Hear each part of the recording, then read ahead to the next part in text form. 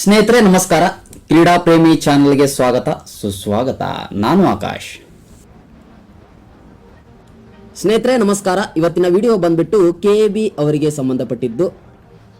KB ಅಂದರೆ ನಿಮಗೆಲ್ಲ ಗೊತ್ತಿರಲೇಬೇಕು, Karnataka electricity board ಅಂತ. ಸ್ನೇಹಿತರೆ ವಿಡಿಯೋವನ್ನು ಸ್ಟಾರ್ಟ್ ಮಾಡುವ ಮೊದಲು ಒಂದು ಮಾತು.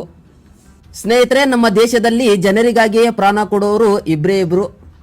ಒಬ್ಬ ದೇಶದ ಗಡಿ ಕಾಯೋ ಯೋಧ, ಇನ್ನೊಬ್ಬ ಸ್ನೇಹಿತರೆ ತನ್ನ ಪ್ರಾಣವನ್ನು ಲೆಕ್ಕಿಸದೆ ಲೈಟ್ ಕಂಬ ಹತ್ತಿ ನಮಗೆ ವಿದ್ಯುತ್ತನ್ನು ನೀಡುವವನು. ಅವನೇ ನಮ್ಮ ದೇಶದ ಲೈನ್ಮೆನ್. ಸ್ನೇಹಿತರೆ, ಹಗಲು ರಾತ್ರಿ ಎನ್ನದೇ ಕೆಬಿ ಲೈನ್ಮೆನ್ಗಳು ನಮಗೋಸ್ಕರ ಕೆಲಸ ಮಾಡ್ತಿರ್ತಾರೆ. ಯಾಕಂದರೆ ನಮಗೆ ಬೆಳಕನ್ನು ನೀಡಲಿಕ್ಕೆ.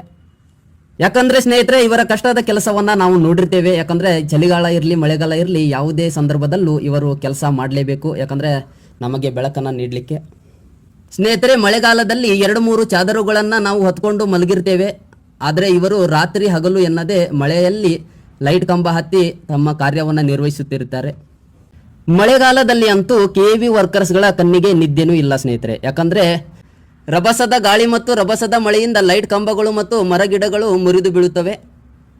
ಅದಕ್ಕಾಗಿ ಮಳೆಗಾಲದಲ್ಲಿ ರಾತ್ರಿ ಹಗಲು ಎನ್ನದೇ ಊರಾಗಿರ್ಬೋದು ಕಾಡಾಗಿರ್ಬೋದು ಎಲ್ಲವನ್ನ ಅಲೆದಾಡುತ್ತಾ ತಮ್ಮ ಕೆಲಸವನ್ನು ಮಾಡ್ತಿರ್ತಾರೆ.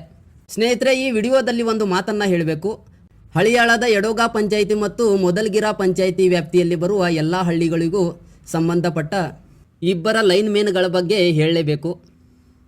ಸ್ನೇಹಿತರೆ, ನಿಮಗೆಲ್ಲ ಗೊತ್ತಿರಲೇಬೇಕು, ಇವರು ನಾಗರಾಜ್ ಹಳೇಗೌಡರು ಅಂತ ಸಹಾಯಕ ಲೈನ್ಮೇನ್ ಆಗಿ ಕಾರ್ಯನಿರ್ವಹಿಸುತ್ತಿದ್ದಾರೆ. ನೀವು ನೋಡಿರಬಹುದು, ನಮ್ಮ ಯಡೋಗ ಊರಲ್ಲೇ ಇರ್ತಾರವರು. ನಾಗರಾಜ ಹಳೇಗೌಡರು ಅವರು ಸತತ 10 ವರ್ಷಗಳ ಕಾಲ ಕೆಬಿಯಲ್ಲಿ ಕಾರ್ಯನಿರ್ವಹಿಸುತ್ತಿದ್ದಾರೆ.